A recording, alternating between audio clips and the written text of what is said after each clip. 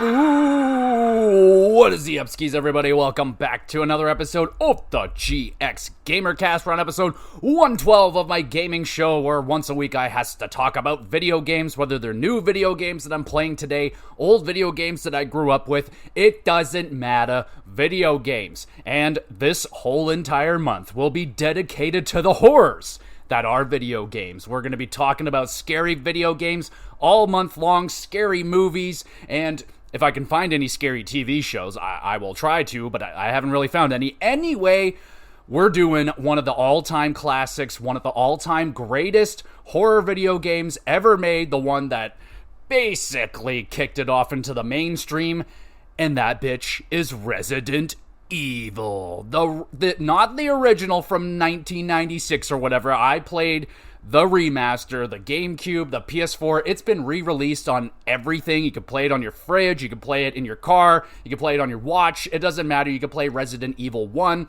What shocks me is that I've never played this game before. I experienced this game as a very, very young child. Made it about 8 minutes into the game before I threw the controller off to an older person and watched them play the game, because it was way too scary for me as a kid. All I can remember was I got absolutely petrified by the dogs crashing through the windows. That, one of the all-time greatest jump scares in gaming history, absolutely nailed me on the head with that one back in the day. I got destroyed by that and barely touched a horror video game since that happened. It took me a very, very long time to get into horror video games, and Resident Evil is the main reason for that. So I'm going to do my due diligence. I went back, I replayed or played for the first time the Resident Evil 1 remake, and I am going to talk about this game and see if this thing still holds up and is worth your time to go back and check out. But before we get into that conversation, let's talk about what I've been up to over the last week or so. I always encourage you, the viewer, the listener, let me know what you've been up to over the last whatever amount of time, and let's try and get a spooky theme going here. Throw out your scariest movies you have ever seen. I will, if I haven't seen them, I'll try my best to watch them. If I have seen them, I'll tell you if it was scary for me or not. I'm hard to scare, especially when it comes to horror movies. I have been watching horror movies since almost as early as I can remember. I would sneak out of my room when my parents went to bed, and I would watch horror movies on pay-per-view. You know, as a friggin' young kid, I remember watching the Chucky movies, very, very young. I love Chucky. Friday the 13th, you name it, man. And tons of movies that, like, I have no idea what they were. I haven't been able to figure it out, but regardless, huge movie horror buff right here, so throw out your scariest movies. Try your best to scare me. I dare ya. All right. Let's talk about some of the horror movies. Actually, one movie I didn't watch. I had to watch this one because my wife and I were so very excited to watch this, and that movie is Inside Out 2. Not at all a horror movie. Quite the opposite. In fact, it's a nice Disney family-friendly movie, and it was sensational. It was so delightful. The first Inside Out caught me completely off guard. My wife, she's like, you gotta watch this. And I'm like, all right, I watched it. And I was like, this is genius. What a fucking brilliant movie.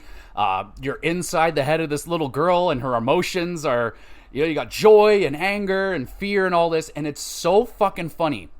So smart, so brilliantly written. I loved it. And of course, the second one comes out. I'm dying to watch it, and finally it releases on Disney. And it was awesome. Loved the new emotions. I love it's, again, incredibly smartly written. Like, I was laughing throughout the whole entire movie. Extremely funny. The message, it's very basic. It's a kid's movie, but this would absolutely be a movie I'd make my kids watch, and, you know, let them know early on about emotions and all that stuff. This is a great gateway into parents having these conversations with kids, but what an outstanding freaking movie, man.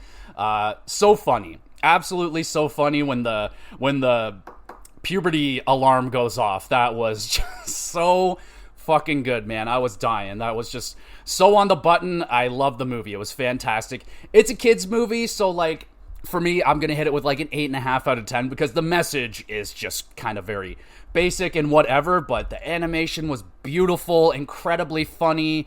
You got to check these movies out. If you haven't checked out Inside Out, watch them. They are sensationally awesome. Let's get to horror now. Let's talk horror. I got two horror movies here, so let's talk about the first one. We are getting near Canadian Thanksgiving, so I've been holding on to this movie for this time, and that movie is Thanksgiving. Okay. I will admit, watched this about a little over a week ago. Don't really remember a whole lot about it, so that's not a good sign. It was good, though. Like, I enjoyed it. It was a very it's a slasher movie. It's a slasher movie with a Thanksgiving theme around it. I think it is in that series of slasher movies that have been coming out over the last few years that have kind of a genre pasted onto it and a theme. So there was one, Totally Killer, I think it was, one of my favorites, which had a Back to the Future style where they're going back in time. And there was, there's other ones that I watched. I watched another one last year. They're all really good. They're really fun. Just kind of good old-fashioned popcorn Friday night horror movies. Some giggles, some good kills, a little bit of a mystery right there. I was trying. I was like, oh, that guy's the killer. No, wait, hold on. That person's the killer. I was wrong, as always. I'm so bad at that. But, it was a fine movie. It was good. I would recommend it for a horror fan, a slasher fan. It was fine. It was pretty decent. It wasn't, the reviews for it were quite high. Like, I think it's got like an 80-something on Rotten Tomatoes or something like that. It's a little bit high. For me, it felt more of like just a really well-made, run-of-the-mill slasher film with Thanksgiving theme around it. It was fine. I enjoyed the movie. I wouldn't probably watch it again. And like I said, I watched it just a week ago, and I really don't remember all that much about it. So there's that. But yeah, it was pretty good. And the one that absolutely blew me away this week, I had no intentions. I didn't know anything about this movie. And that movie is Abigail. Abigail is on Prime, I do believe. And this movie was fucking awesome. So freaking good. Oh, man. I don't really want to spoil it, but I watched the trailer for it, and I was like, oh, fuck yeah, that sounds awesome.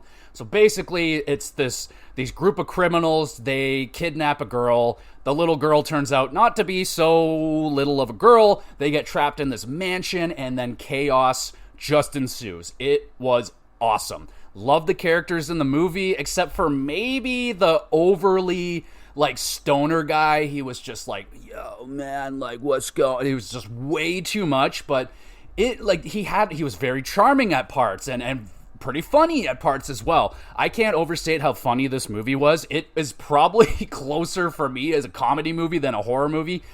Didn't scare me at all, but there were some good kills in this one. Highly entertaining for me. I love movies with a good twist on it, and it's not necessarily a big twist, but once they unveil the twist, you're like, oh, okay, here we go. We're doing this thing again. I don't really want to spoil what kind of movie it is. Just go in there and have a lot of fun. Just don't think about it. Get in there, and the movie will entertain you by itself. It was very, very awesome. Love the pacing.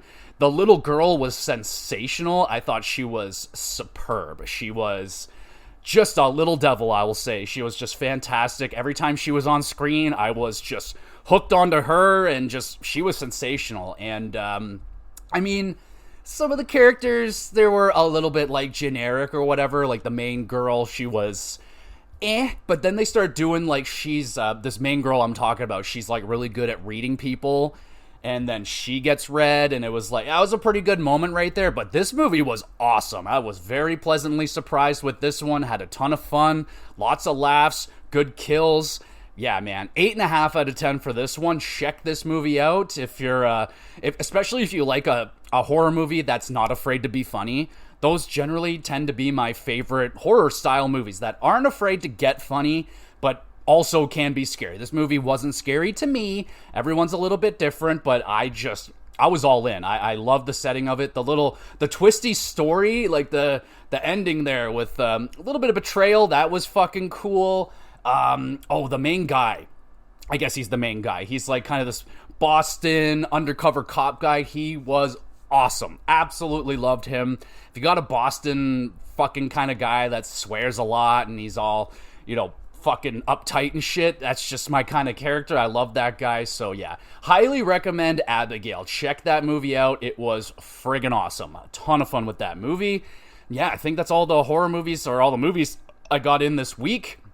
I'm trying my best. I just got the Shudder It's the horror movie thing. I just started my 30-day free trial with that, and I just put up a whole list of movies on there that I'm going to try and get throughout my 30-day free trial, and then I'm going to get rid of it because there's not all that much on there that really piques my interest. I really wanted to watch the Terrifier movies, but I guess they're not on there anymore, so that pisses me off. And also Terrifier 2 is like almost 3 hours long for a horror movie, which is fucking crazy. Abigail was about 90 minutes. Inside Out, 90 minutes. The 90-minute film, man, that's the sweet spot. If you go over that, you're going to start losing my attention. It just happens. Like, I'm a kid of the 90s. I don't know. 90-minute films, man. It's just the way it is for me. But Abigail, seriously, check that shit out. So good. Let's talk games. Let's talk some games. So I started playing Hellblade: Senua's Sacrifice. I don't believe I will be doing a review on this game. It was just a personal game that was on my list. I actually played it. I started it a few years ago and just got completely taken off guard. I had no idea what kind of game it was, and I just wasn't in the mood for that. So I was like, oh, no, I'm going to back away. I'll come back another day, and that day has happened. I'm playing Hellblade. It's good. It's got some flaws. Like, the puzzles are pretty bad, or just not that fun. Every time I come by the fucking puzzles where I gotta find these symbols in the environment somewhere, I always go, ugh. God, here comes another one of these fucking puzzles. And the last one I just did, they had this fire creature or whatever chasing me while I'm trying to find these symbols, and it was killing me. And it was really, really pissing me off. So there's definitely some flaws to this game, but the atmosphere, the sound design, and the graphics are superb. Absolutely superb. It is a very weird game. I can't really compare it to anything else that I've played. Like, it would almost be like a Limbo kind of game, like Limbo Inside, but almost on a triple A scale. Like, the game is incredibly good looking. It looks like a triple A game. The sound design is sensational, and the story is so twisted and weird, and just, I have no real clue what the fuck is going on, in all honesty, but I'm just kind of on this ride, and I'm going through with it, and we'll get to the end, and we'll see how I feel about wanting to play Hellblade 2, because that game came out. We probably all forgot about it, but it did, and I still have some interest to play that one as well, so we'll see if I can get into that one. I feel like I'm just about at the end of the first Hellblade, so yeah, we'll see where that goes. I finished off my mystery horror game series, so I finished off the 2 games in that series. That will be next week's episode. We'll have 2 games in 1 episode, because they're not very long games, and I just decided it'd probably be best if I just stick them together. Why not? And there's a 3rd game in that series coming out, so that's all the clues I'm going to give you for that one, but that series is done, and that'll be next week's episode. And I made a video game purchase. I finally purchased Bully. I finally got Bully. I cannot wait to play that game. It's been on my hit list for a very, very, very, very long time. I'm a cheap bastard, and I was waiting for a very long time for that game to go on sale. It went from $19 to $11.99. I'm like, there it is. There it is. Bought that bitch up right away. And yeah, maybe once I get into November times, or whenever I get done with the horror games I plan on playing, I am diving into Bully, and I can't wait. So I purchased that, and that's about it, everybody. So let me know, what kind of horror movies are you watching right now? You playing the horror video games? And speaking of horror video games, let's start with one of the all-time greatest, Resident Evil.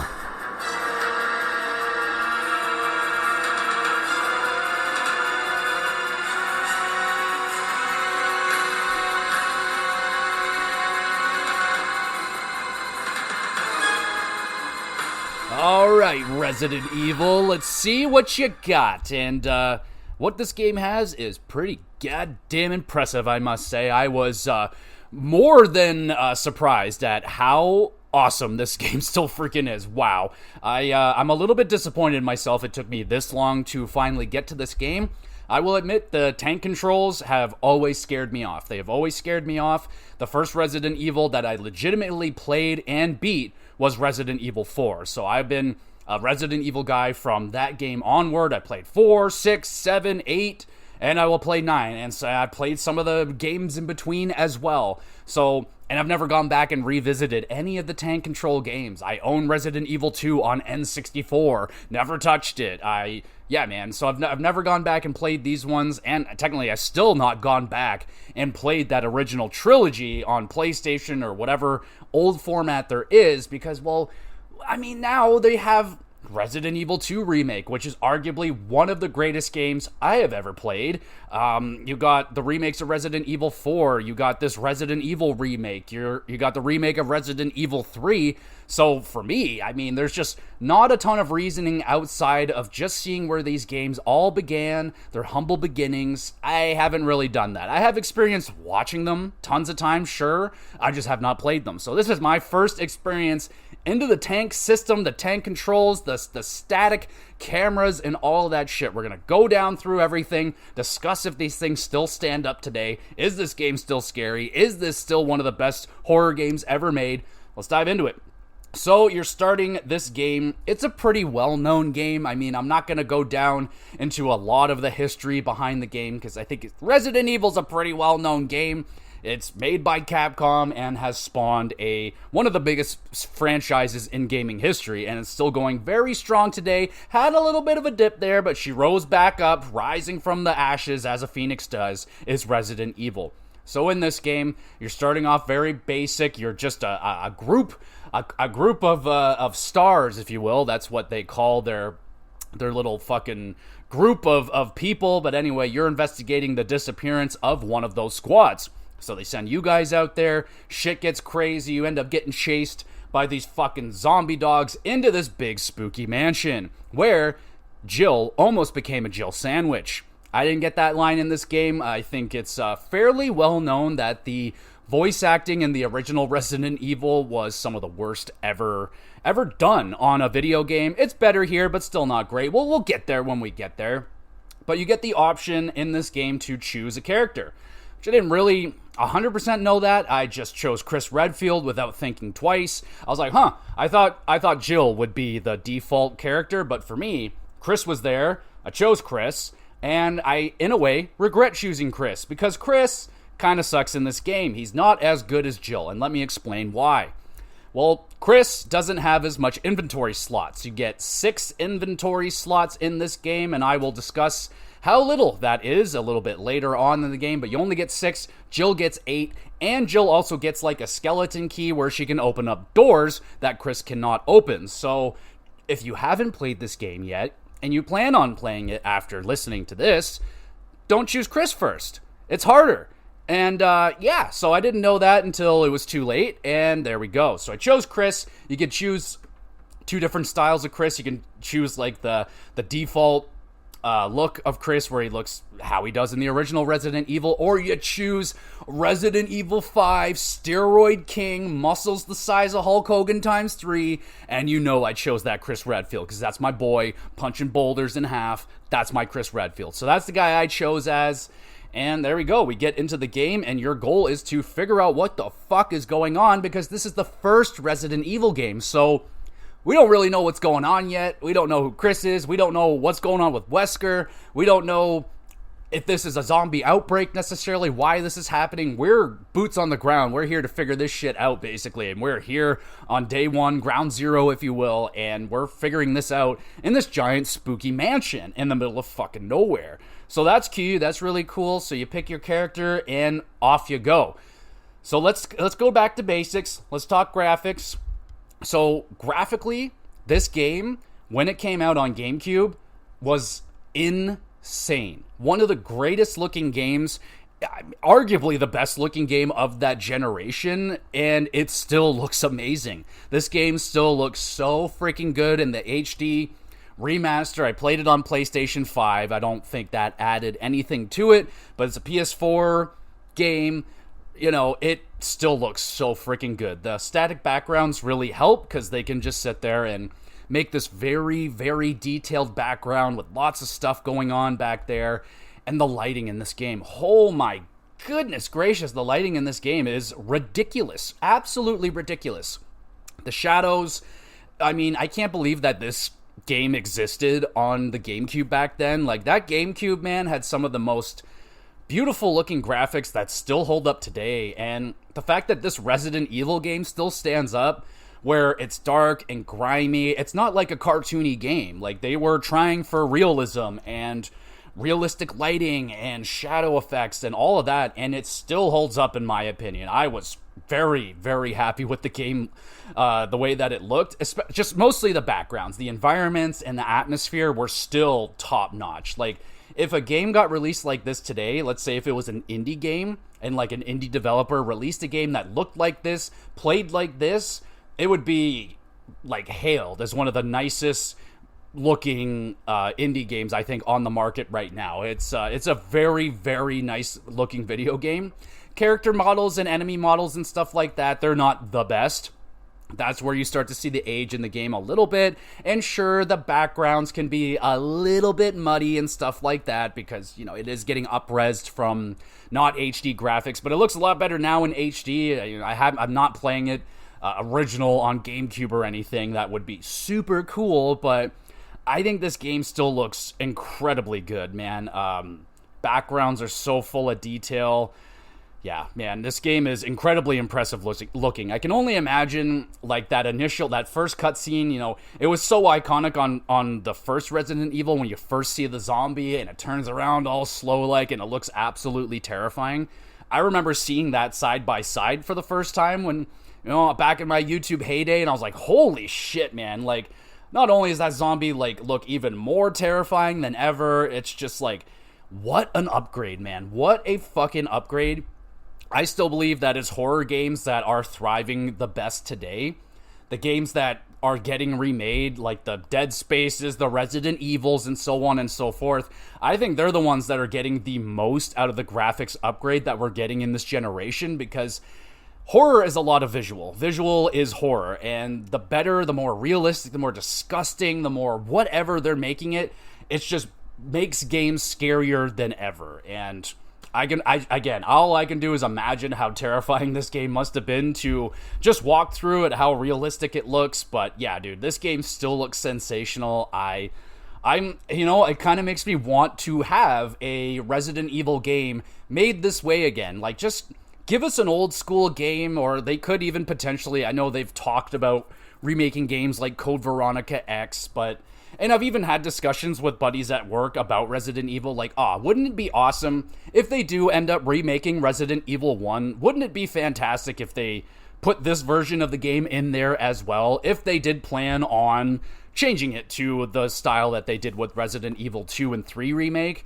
I think it would be a great opportunity to throw in the old style of game as well, the tank controls, the static cameras, because I still think it is very effective. I think it's still very effective for scares, and it's great camera work. Like, a properly placed camera can really make the scene be all that more terrifying. So I don't know, man. I don't think that it's dead just yet. I think other games should try this. I would love to see an indie studio make their own version of an old school Resident Evil static camera, fucking tank control video game, because I still think it's very, very effective. We'll talk more about that in the gameplay and everything, but yeah, graphics, amazing. Let's talk that sound design, because you gotta have good sound design if you're gonna make an effective, scary game. And of course, they nail the atmosphere of being in a spooky-ass mansion. They got the creepy floorboards making sounds. You got the zombies sound terrifying. They're all bleh and shit like that.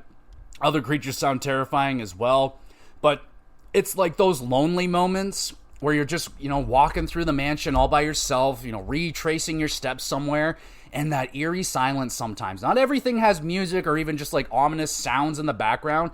Some of the most unsettling areas in Resident Evil, in this game, in this mansion, are the quiet areas where you're just walking down a hallway and all you can hear is your footsteps and creaking boards and shit, and you're like, it's too quiet, man. Like, there's something so unsettling about that eerie quietness that Resident Evil is nailing here. And it does have, you know, music to it. It's not like, it's more for setting the tone, the atmosphere. It's all the, it's just, there's not like, fuck it. I mean, there in the action sequences, it does go like, gets a little more intense, you know what I'm saying? But I'm not sitting there humming Resident Evil songs at work or anything, humming them while I'm cooking and cleaning and shit like that. So none of the songs are necessarily stuck in my head. I can't sit there and name off any of the songs' names because it's more just ominous, spooky, scary shit. But it adds to the atmosphere. Absolutely, absolutely. And there are some terrifying creatures.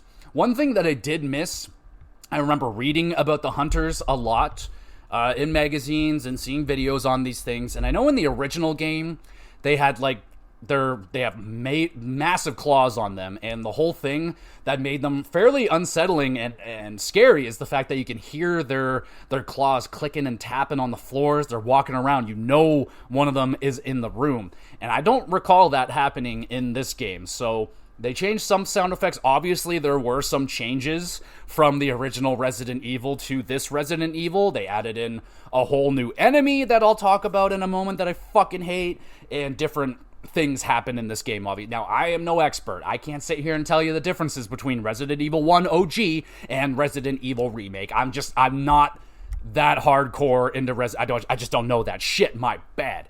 But what I do know is that Resident Evil is nailing it with the sounds. I mean, one of the all-time classics. Let's talk about the dog jump scare when he fucking crashes through the windows. Like, that is shocking. And I even knew it was coming. Like, I know the room. I know where it happens. I've seen it a dozen times in a million different videos. I know these dogs are coming out, and it fucking blasted through that damn window, and then a second one blasted through the other window, and I was like, God damn it. It freaking scared me, man. Like, I'm absolutely getting scared in this game, without a doubt. And, so one of the worst scares that I got in this game, by far. So this is when you're in, so the game takes place mainly in the mansion, but you can go, there are some other locations in the game. There's like a cemetery, there's even another residence. I think there's two residences, Resident Evil, two other residences that you can go to outside of the mansion. And in one of these residences, or residi, anyway, one of those houses, there was a weird room where, or in the hallway, I had to like push a box and then climb on the box, climb over another box, and go over. And I was like, why did I just do that? And I noticed on the floor that, like, there's a hole there. I'm like, okay, but, like, it looks like I can jump over it, no problem. Walk over it even, not a problem. So I did. And then I proceeded to have the ever-living shit scared out of me because I fucking walked over the hole and a fucking plant grabbed me. That's a 9 out of 10 scare right there. I fucking shit myself on that one. And I was like, why'd you do that? Why'd you do that? Like, obviously there's something there. My curiosity got the better of me. I was like, I'm gonna fall through the floor? Like, what? No, just some fucking plant grabs you, scares the ever-living shit out of you. So, yeah, the sound effects, and in that hallway, why that scared the fuck out of me is because it's silent. Like, I'm just sitting there, standing my own business, and all of a sudden, fucking plant arm comes screaming out of there. Fucking, I'm okay. I'm alright. I'm fine. But, I should talk about the voice acting in this game as well. It's better. It is definitely better. It's still not, like, good or anything. Like, it's still a little bit cardboardy, a little bit, a little tight. It's, it's still not good. I'm not going to say it's the best, but definitely an upgrade over the first game, which it's not saying much. It's not saying much, but I said it. So, back to, okay, let's talk about that enemy that sounds absolutely terrifying, and that's the Crimson Heads. The Crimson Heads, as far as I can tell, are a new enemy that they added into the remake of Resident Evil 1. They weren't in the first game, and what makes these guys unique and awful is the fact that you will kill them as a normal zombie. They'll go down. You might go to the other side of the mansion, come back, go to the other side again, come back one more time. Then all of a sudden, this motherfucker rises from the dead, and he's all, and he's running, and he's running. Do I need to say that again? This zombie is running. Zombies aren't supposed to run. The normal zombies just kind of meander their way around. This thing is just, you motherfucker, I'm coming for you. And it's running at you. It's got giant claws. It sounds terrifying. And it will go down as one of the more terrifying enemies I have ever encountered. I would say the scariest enemy in this game is the Crimson Heads. Not the hunters, not the fucking plant, not the spiders, not the dogs. It's that fucking thing. Those goddamn Crimson Heads. I hated them because what like, you're gonna come into a room, and if you see a zombie just laying there, there's two things that are gonna happen. Maybe three. One, nothing happens. 2, it gets back up and it's a normal ass zombie. 3 gets up as a Crimson Head and it runs at you and terrifies you, and I don't like that. And there was a couple of times where I came back to an area and then all of a sudden there was like 3 Crimson Heads in one room, and then zombies started jumping through fucking windows, and I was just like, bruh, I got 2 bullets, I'm fucking out of here. And that is sometimes a decision you got to make in Resident Evil. Sometimes you just don't have the firepower to deal with it. I guess I should explain that this game is in fact a horror survival game. Resident Evil 1 being one of the first, definitely one of the first to like mainstream survival horror, basically coined that term and everything. Yeah, so it's a survival horror game with zombies and shit like that. So with that being said, I think we can get into the gameplay and the controls and everything of this game. Alright, so like I said, it is a survival horror game. It is taking, it's a unique camera style. Like I said, it's a fixed camera, so it's not first person. Like if you're new to Resident Evil and you've only played like 7 or 8, these games aren't normally in first person. That's a new feature. And they weren't always behind the back, third person either. They were fixed cameras. Sometimes you're running towards the camera, sometimes you're running away from the camera, sometimes you're running side by side with the camera. So you're getting all these different angles of Chris and Jill, and it's unique. It's I don't really know what the fuck to call it. I guess it's third person fixed camera angle, but yeah, it's definitely unique. So you'll be in a room and there may be 2 or 3 fixed camera angles depending on where you are in the room. When you're going down hallways, it will, the camera will shift with you once you get to different parts of the room. The only big downfall to this is that it affects the controls.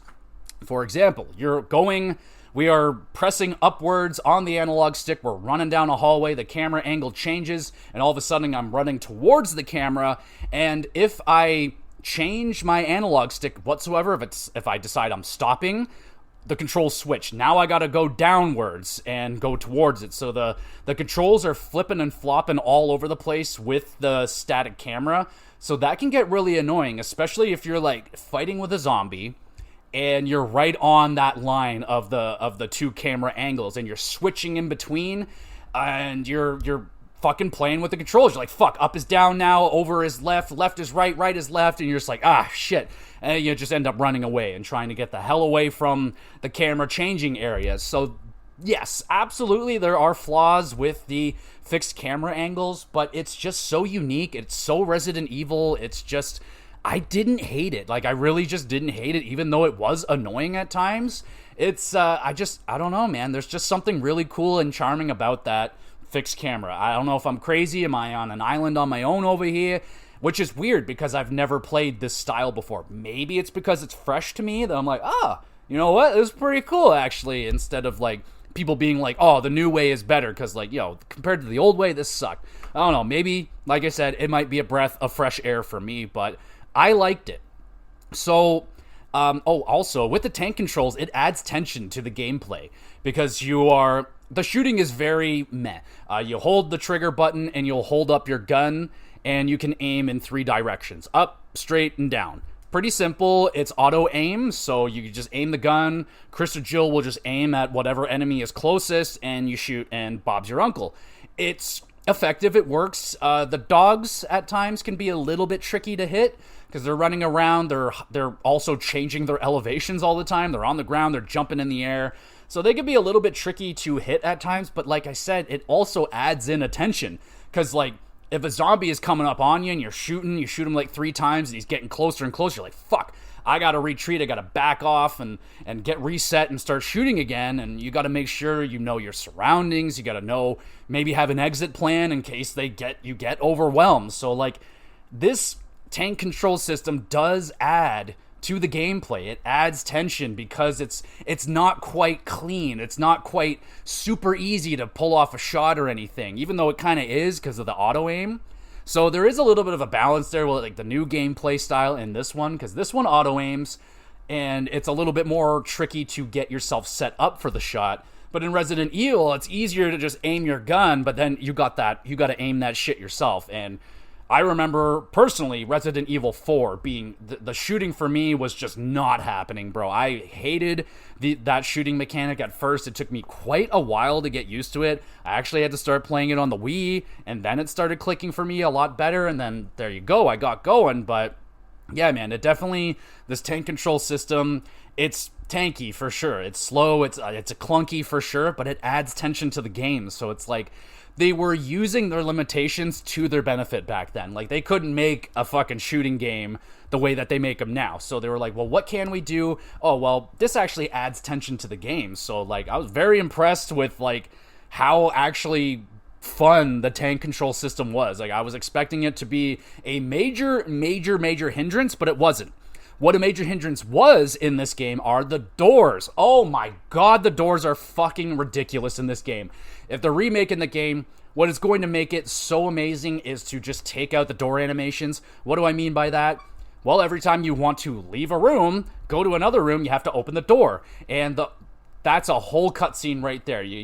They go into the cutscene showing the door opening and then closing. It takes about 5 to 10 seconds, even on PlayStation 5, because it's just part of the game now. It's not like, I don't even really know. Like, it was to cover for loading screens back in the day, but like, we don't really have that anymore. So yeah, it was extremely annoying.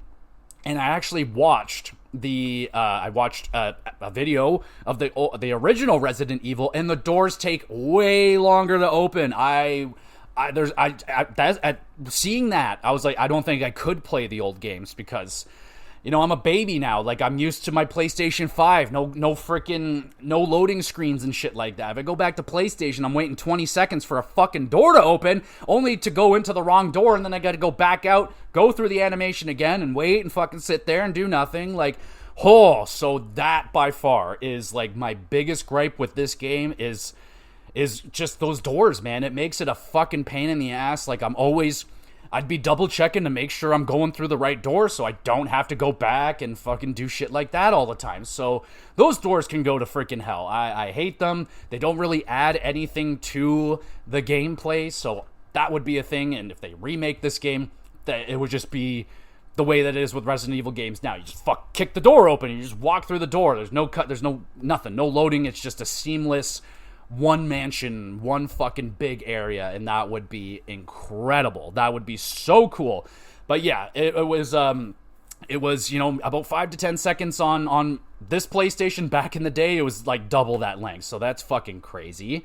So back to the gameplay, it is, actually, there's a lot more puzzles in this game than you would probably think. The game actually balances combat, exploration, and puzzles really well in this game, actually. I found that, though the puzzles weren't very good or anything, I was just like, all right, there wasn't too much combat, like maybe what was a problem in Resident Evil 8, just like way too many combat situations, maybe Resident Evil 5 as well. With Resident Evil, there's always been a nice balance of combat, exploration, and puzzles, and quite a few puzzles in this game. Like I said, some were better than others. The one that I really didn't like was later in the game, where you gotta fucking create the V-Volt or whatever, and you gotta combine all these liquids. Now, I will admit, I'm not gonna lie, I had the cheat sheet open on Reddit, where it had all the solutions for every puzzle. It told me where all the keys were and everything like that, because I wasn't trying to fuck around. Like, if I got stuck, I was like, yo, just give me the fucking solution. Whenever I got to a puzzle, I was like, fuck it, just give me the answer. I don't give a shit.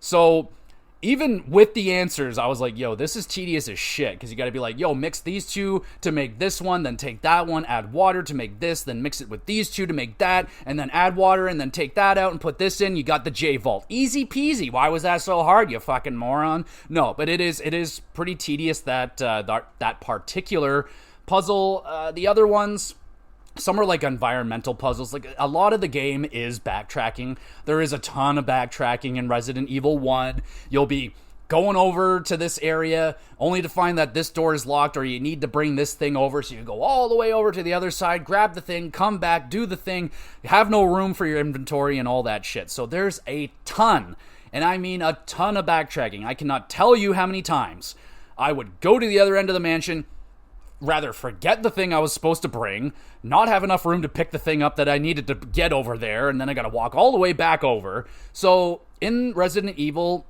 they have the safe rooms. I think there's 2 safe rooms in the mansion, and they have safe rooms scattered out in other areas of the game as well. But basically, in the main mansion, you got like the left side or the right side. All the way to the right, all the way to the left, there's a safe room where there's also an inventory box. So some places in the game, there's a typewriter, and only the typewriter, where you can save. And the saving is different in this Resident Evil. You only have a limited amount of saves. I will say I had no problem with running out of saves here. I had enough. You'll find these ink ribbons around, and you need to use an ink ribbon to make a save. So you only have so many ink ribbons. Like I said, I didn't have a problem with that.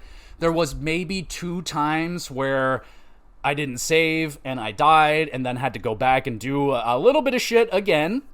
That did happen a couple of times, mostly my own fault, where I was like, excuse me, I could have saved here, but I didn't, and I died, and I paid the price for it. So you do have to watch that. You could potentially, like, if you fuck up and you don't save for 2 hours and you die, you're going all the way back 2 hours to your last save. Like, so you gotta be smart when you're saving. When you do a whole bunch of shit, save your game. Make that trip if you have to. If you have to fucking drop shit, go all the way back, pick the fucking ink ribbon up and make the save, because it's worth it more often than not. I had probably like 4 or 5 extra ink ribbons by time I was all said and done, so when you feel like you're gonna want to make a save, just make the fucking save, because you'll probably have enough ink ribbons if you're looking around. But even though they don't, they don't say that this is a gameplay mechanic, but inventory management is a major gameplay aspect in Resident Evil, especially if you're playing as Chris like me, where you only have 6 inventory slots. And that you know, there are times where you want to plan, right? So you're in the room, you're like, all right, gonna go over here, probably gonna be some enemies, so I'm gonna let's talk about the weapons that you get. So you get your handgun. Handgun's solid, does its job. It's pretty weak. It generally takes 6 shots to take down a zombie. Probably around 4 or 5 shots, I think, for a dog.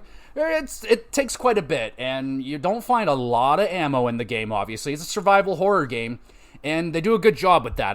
There were times where I was completely fucked. Let's talk about that time I was completely fucked right now. So, there is a part in the game where you have to get a collar off of one of the dogs, and you'll get a dog whistle, you hit the whistle, and they'll summon the dog to come attack you, and you gotta kill it to get the collar. I had 1 bullet, and I could not, for the life of me, find another fucking piece of ammo in that frickin' mansion for the life of me. I did have to look up a guide and start looking through to see which ammo I might have missed, and I found one. In the dog hallway, where there were 2 dogs roaming around in there, and I had to push this dresser over to get the ammo underneath it. So, yes, I got killed by those dogs a few times. I got killed by the dog collar dog numerous times trying to kill it with my knife, which you definitely cannot do. You are equipped with a combat knife. I think it sucks. I could barely use that thing. It was useless. It's nowhere near as the knife in RE5 or 4 or anything like that. The only time I can ever find use with the knife is if I shoot a zombie with the gun and it goes down on the ground. I can run up to it and hit it maybe twice with my knife. And then I got to get the hell out of there because they'll grab you. And outside of that, I couldn't break anything open with it. It was useless and there's no use for it in puzzles. So for the most part, I just put it away. It was not worth that inventory slot to keep that knife around with me. So for me personally, wasn't using the knife all that much. You get a shotgun, which is awesome. Love the shotgun. You get a magnum, which is, I believe, optional as well. I did find the magnum, used the magnum. It was awesome. You get access to a flame thrower. I don't know why I have such a trouble with that word, but I do.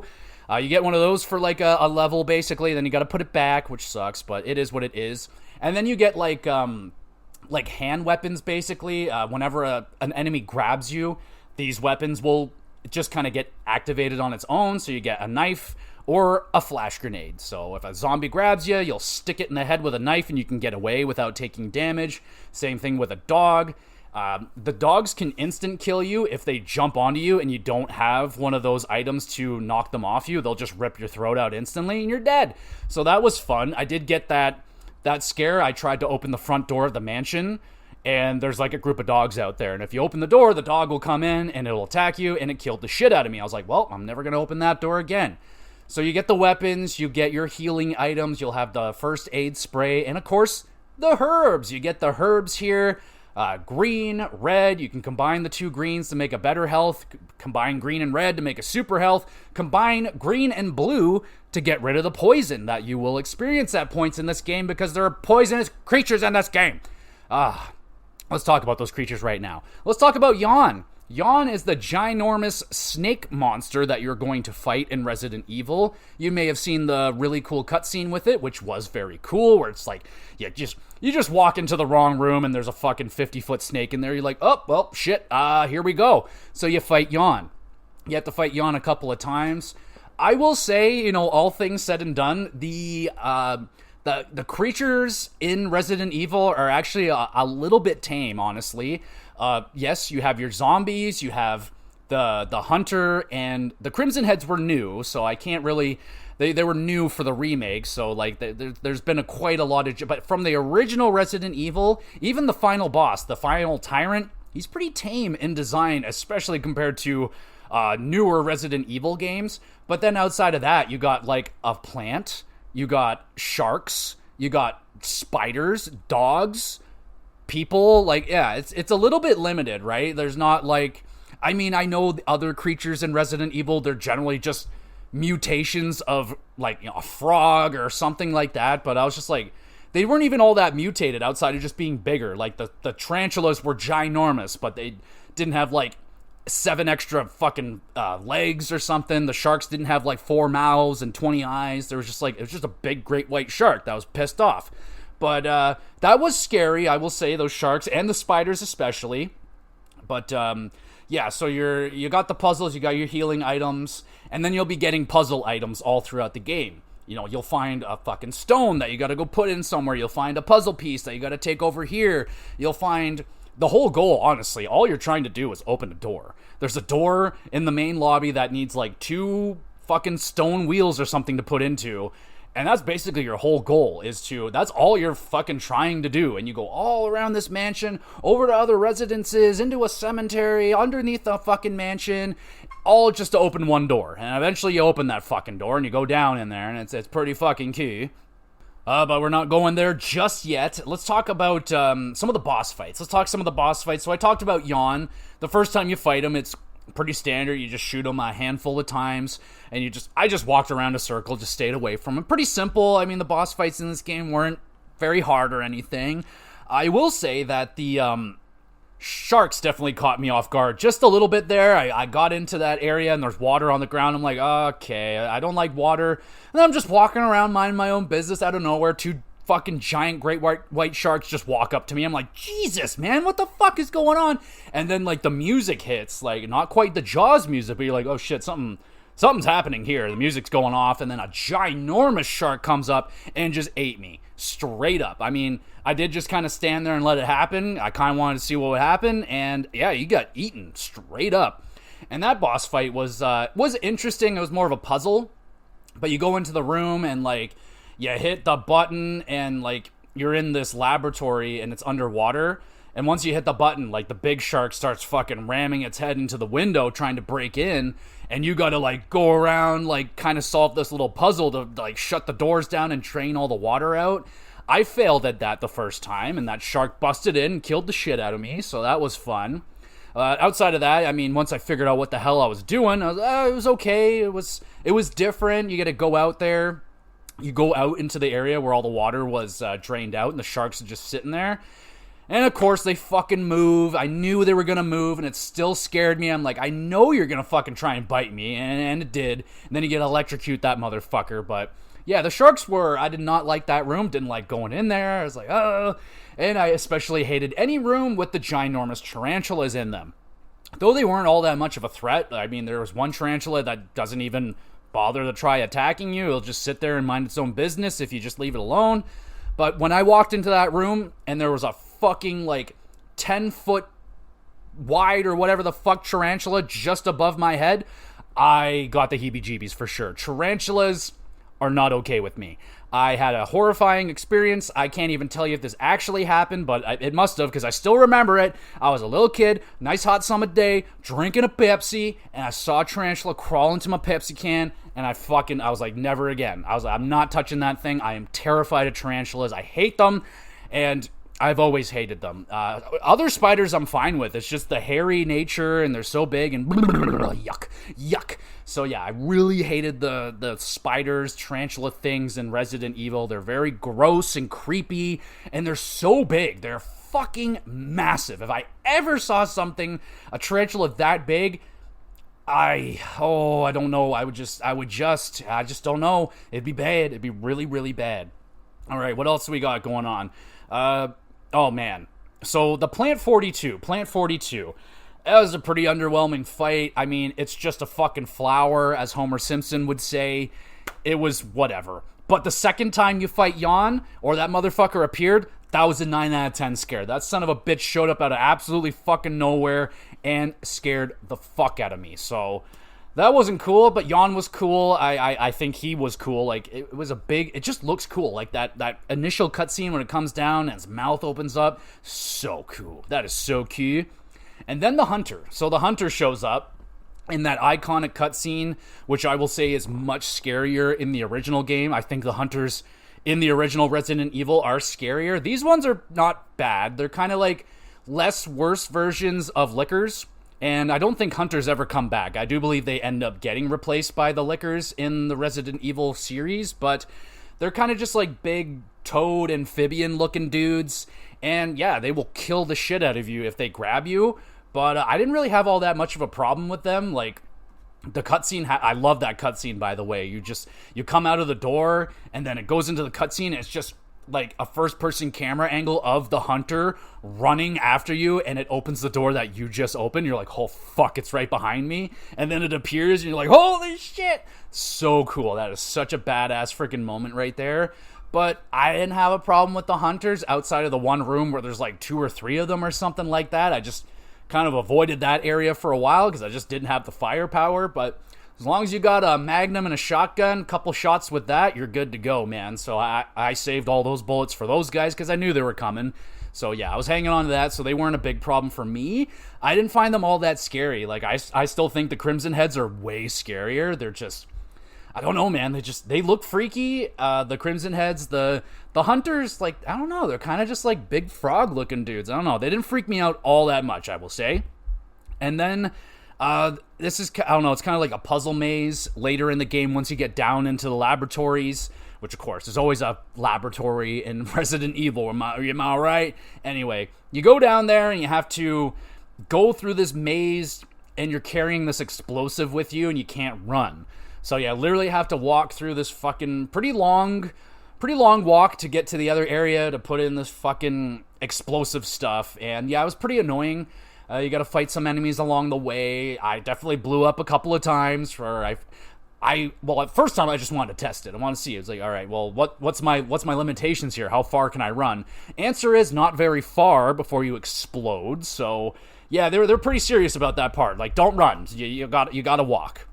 And then I got to the final boss, which I admit was pretty underwhelming. Not only, I mean, I already knew what the thing looked like.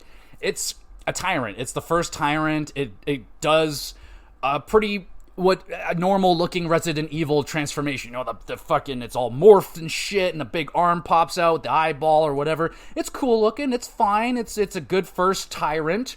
But it was easy as shit. I killed it in about 8 seconds with 4 shots from my Magnum. So yeah, it was a really fast fight. I was like, oh shit, it's over already? Like, wow, that was laughably funny, or laughably short for a big old scary boss fight for a big old scary game. And yeah, that's the game right there. Outside of the story or whatever, the story was, I mean, I can't get like all that crazy about it because I already know like about Wesker and everything. I'm on to the 8th game now, and Chris is still in there, so Chris's story is still going somehow. That's crazy, but I love this game. I literally couldn't put it down. I just enjoyed playing it. I love the Resident Evil formula, even though I will admit that the amount of backtracking was a lot. If that is not your forte, and you still would like to play this game, then try a guide, an efficient guide that will tell you, okay, this is the stuff to bring, this is the stuff you're going to get over there, make sure you have this with you and that. Maybe look up a guide. It wasn't that bad for me. Like, I definitely did get, it took me a while to get the layout of the mansion. I was looking at that map like so freaking much. I would look at it, go through one door, all right, what's the next door? It's a big labyrinth, but I can tell that this game, like, I can see why people like to speedrun this game, because, it would just be incredibly satisfying to run through this game knowing exactly what to bring with you, knowing exactly where the puzzles are and when to bring them, what to bring with you, and everything like that. I believe there is a trophy for the game to beat it in under 3 hours or something like that, which is fucking crazy. It took me 13 hours to beat this game. I was shocked.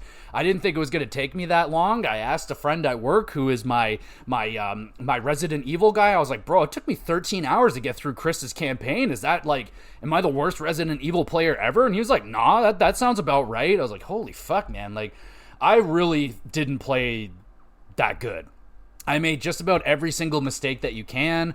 I forgot things at the residence and had to go all the way back to the residence, bring it back to the mansion. I would go to one side of the mansion with all the wrong things or forget some. I already said this, but like, yeah, man, I had a very inefficient playthrough where I was going all the way back for stupid reasons. For one thing that I was like, oh, I forgot to bring that. Or tons of times I would forget to put my ink ribbons away, and I would get all the way to the other side and I'm like, oh, I still have the ink ribbons with me. I didn't put those away, or I didn't do this. A lot of the time when I was Chris, I would just run out with, I would just heal myself. Oh my God, I forgot to say that. I had so many healing items. It was fucking crazy. The ratio of health to ammo in this game is like 5-1. I found so many plants. I had so much health. I would just run out there because I had no ammo. I was just fine with taking hits. Like, that kind of did end up taking the scariness away from the game a little bit, because I was just willing to take hits if I had to, because I had so many healing items. I really had no worry about running out of that. And I was more concerned about bullets. Like, I rarely ever had fucking bullets. Whenever I did, there would generally be zombies for me to use them on, or something like that. Man, a crazy amount of health. So don't be afraid to get bitten by a zombie every now and again, because holy shit, there are so much health. And there's even like plants that are just sitting there that you can like come back to, and they will heal you up at times. That actually saved my bacon when I was dealing with the dog and the collar, because I had no health, I had no ammo, I had fuck all. I almost had to restart the game because I thought I soft locked myself. I was like, I think I just fucked myself here, because like, I can't kill this dog and there's no ammo and there's no health. Thankfully, that plant was able to re-heal me so I could take a hit without getting killed instantly, so that was pleasant. Yeah, man, this game, I was blown away. I was immensely impressed with how good this game still plays, how fun it was to go through this mansion, and how satisfying just the layout of the game was. Like, I just loved the satisfaction of like, oh, now I have this key. I can fucking do this now. I can go here. I can get that. I can do this now. And then that stump. You're always going to hit a stump where you're like, what the fuck do I do now? I don't even know what rooms I've been to. I don't fucking know anything. And, oh my God, one piece of music I have to shout out really quick. I think it's in the puzzle rooms. Just whenever there's a puzzle, there's this creepy-ass music that plays. I'll try and play it if I can find it, but, like, my God, that music creeped me the fuck out. And it was in the room with, like, all the, like, the hunting room with all the stuffed heads on the wall and shit like that. Oh, that music just unsettled me. I was like, gives me the creepies. Give me the heebie-jeebies. I didn't like that, but I loved this fucking game. So let's answer that question. Does Resident Evil 1 still hold up today? The remake. Absolutely? Wow, how do you fuck that up that badly? Absolutely. Resident Evil 1 still holds up today. This is an all-time classic. This is a 10 out of 10 game on the GameCube when it came out. Like, this game still holds up beautifully today. It still plays really, really well. I had a ton of fun with this game playing it, even though it has some downfalls. Absolutely. The doors are shit. Those loading times are just awful. the camera angles can be a little bit annoying, but it also adds to the tension of the game at the same time. Like these tanky controls and camera angles. I mean, it was good and bad at the same time. So I don't really know what to think about that one. But I mean, like, as one of the first, if not the first survival horror game, my God, did it ever set the bar? Did it ever set the tone? Like, so many games copied the formula after and tried to be a survival horror game like Resident Evil, but not a lot of them have really been able to hit the heights. The only game that I can really say that isn't Resident Evil that is almost as masterful of a horror game as Resident Evil is Dead Space. The first Dead Space, that game is just a masterpiece in my opinion of a horror game. And I think the original Resident Evil is still a horror masterpiece. It is still playable, and you should absolutely give it your time. Absolutely. If you've not played Resident Evil, the original, and you've played other ones, what are you doing? Don't be like me and skip out on the original and play the other ones. Play the original. Get the remake. It's on everything. It's cheap. It's probably free somewhere. Play the original Resident Evil. Find out where the horror all began with this game. You can get, the early parts of the story, which you may be a little confused with the story of Resident Evil nowadays, because it's gotten rather crazy. But, man, what a fantastic little game. I legitimately wanted to go right into the Jill campaign of it. I still wanted more Resident Evil after I was done with it, and that doesn't happen very often with me, man. Like, once I play that game, like, I'm usually ready to go move on to something else, and I struggled a little bit to get off of Resident Evil. I was like, man, this was so much fun. Like, I struggle with that every time I play Resident Evil. Had the same problem earlier this year. I didn't want to stop playing Resident Evil 4. So I started playing Resident Evil 2 instead. And I was like, geez. So it's just, that's kind of what happens. I'll just jump to a different Resident Evil because I love the Resident Evil formula. It is so fucking good. And it may be one of the better balances of puzzles, horror, and exploration in the original Resident Evil. Perhaps a little bit too much on the backtracking, but again, if you suck at it like I did, then you're going to do a lot more backtracking than is necessary. But it took me about 13 hours to get through the game. A little bit long, man. It did feel a little bit long. I didn't get sick of it. I was just a little bit surprised. I thought it was going to be closer to a Resident Evil 2, where it's 2 campaigns that are probably like 7 to 8 hours, but apparently, just being Chris takes a lot longer because you got to do a lot more backtracking because you just don't have the inventory space. Regardless, one other thing I would like is asking, would you want a Resident Evil 1 remake, remaster, the way that they've done Resident Evil 2, 3, and 4? I'm a little bit, it is odd that they skipped it and haven't really talked about the original Resident Evil. Are they satisfied with that remake? I mean, it still holds up. Like I said, it's still very, very awesome. I don't know if it needs to be remade necessarily. The only thing that I would take out of it is the fucking doors. That's about it. Other than that, this game still holds very, very strongly in the survival horror genre. Absolutely worth a play. I think it's going to be worth a play in 10 years from now. It's an awesome video game. I can't score it, but it's an all-time classic. It's too hard to score a game. Like, it's for me, it's a 10 out of 10 masterpiece video game. It's a game that's always going to be there in the survival horror conversation. There's always going to be people like, man, if you're talking the best survival horror games of all time, people are going to bring up Resident Evil probably 30 years from now. Like, hey, man, that first game was ridiculous. So good. So get out there, play some Resident Evil. I now have a pretty damn good amount of Resident Evil games under my belt now. I'm getting closer to feeling confident enough to do a ranking list for Resident Evil games in the near-ish future. There's still a handful of them I would like to play, like Code Veronica X, Resident Evil 0. What else is out there? I still haven't even technically gone through Resident Evil 6. I just couldn't get through that piece of garbage, but maybe one day I'll try and finish that one off and we can do an episode on that game, but that's the black sheep of the series for sure. But Resident Evil 1, man, oh my god, so good, so much fun. I'll say it one more time, play it if you haven't. Please go out there and play it. It is so good. There we go, everybody. That is the first episode of the Horror Halloween, Horror October we're going to do this month, and I already got the next one ready for you, so be on the lookout for the next horror episode. Get out there, play some horror games, watch some scary movies, and recommend them to me so I can get scared finally for the first time in a long time. That would be awesome. So thank you everybody so much for listening. You're the best. You want to be even more of the best, make sure you're liking and reviewing the podcast. Share it with 30 or 40 of your closest friends and family, shit like that. There's a Twitter page you can follow along with. Over there, I put up announcements as best as I can. Not very good at it. YouTube channel as well. I upload all of these episodes over there on the Gamer GX Videos YouTube channel. Go over there, subscribe. Great place to drop a comment on the channel. I want to have a question answered live on the podcast. Anything about video games, wrestling, or hockey. Outside of that, no professional, but I'll try my best. There's an email address there as well. If you want to have a private conversation, my door is open for everyone and anyone. There we go, everybody. Resident Evil. Big one off my backlog list right there. Yeah, literally, that was number one. My number one backlog game is now crossed off the list. God, that feels good. That feels good.